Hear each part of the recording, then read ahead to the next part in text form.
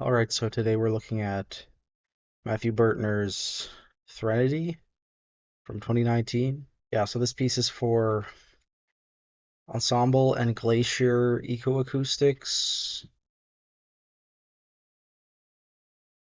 It's about 8 minutes long, indeterminate instrumentation, so variable instrumentation.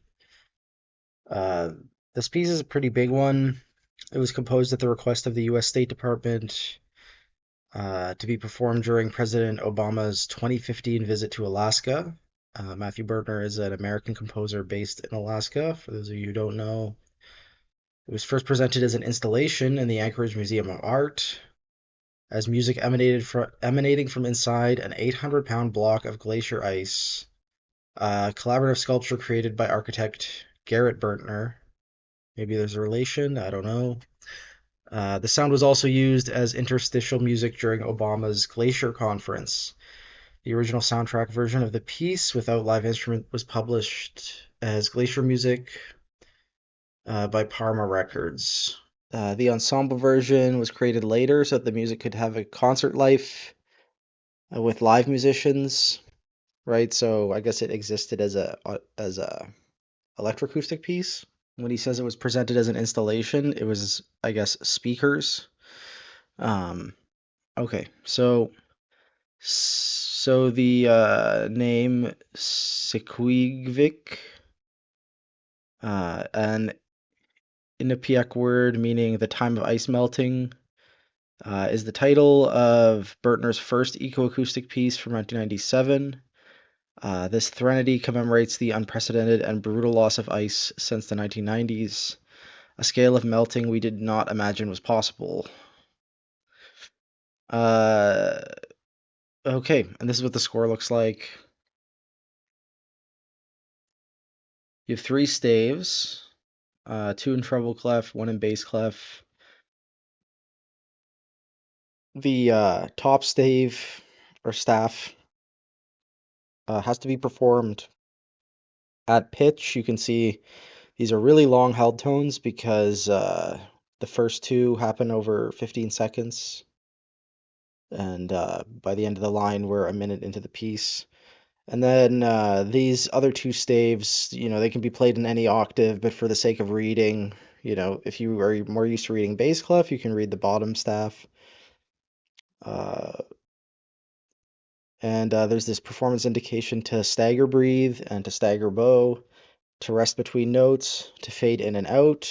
So it's going to be kind of like multiple voices playing the same notes.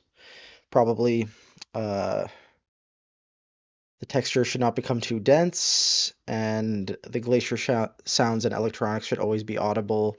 So there's a fixed media component, which I guess is recordings of ice melting. And everything is quietly performed. So there is like a low dynamic level for the whole thing. Yes, and notably there is a 40-second silence for the ensemble, and then there's also this repeated thing towards the end of the piece in box notation. If you're interested in this composer, Matthew Burtner, we've already done an episode on him, so will refer you to this episode if you would like to get his biography and like basic info on the guy.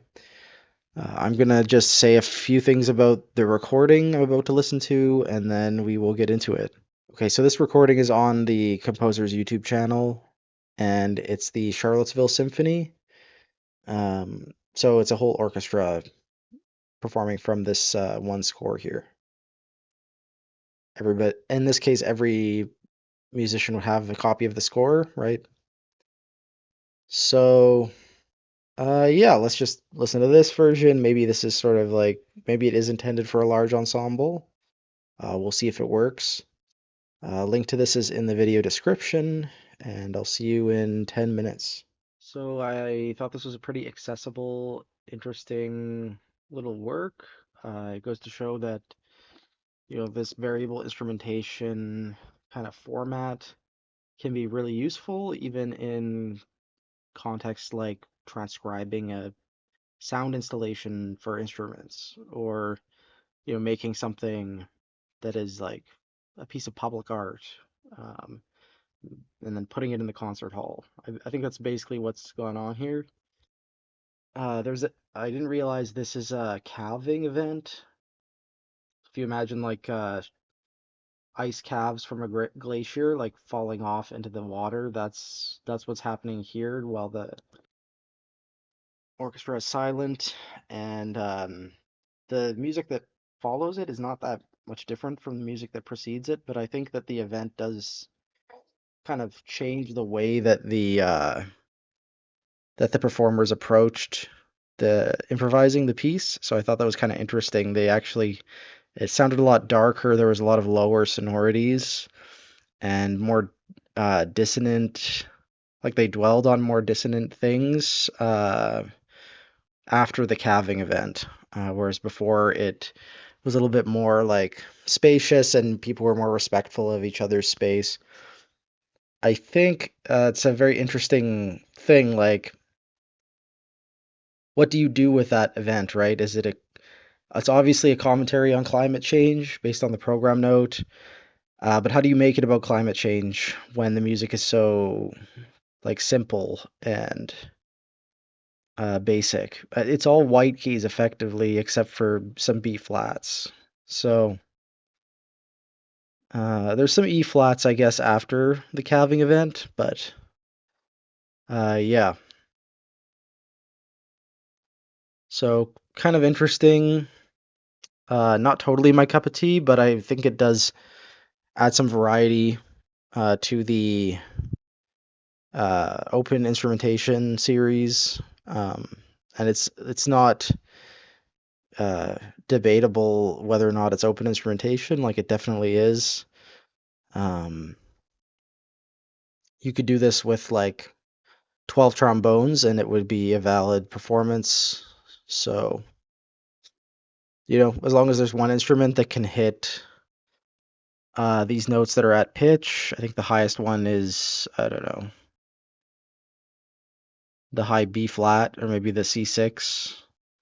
So, I mean, lots of instruments can hit that. Tomorrow, we're going back to some composers we've already looked at, I think. This is the only Matthew Burtner on the open instrumentation series. But yeah. Okay, so the next one is a piece by Michael Winter. It's for plucked strings. I think it's almost always performed on guitar, but technically it is open to other plucked strings. So that's what we'll look at tomorrow.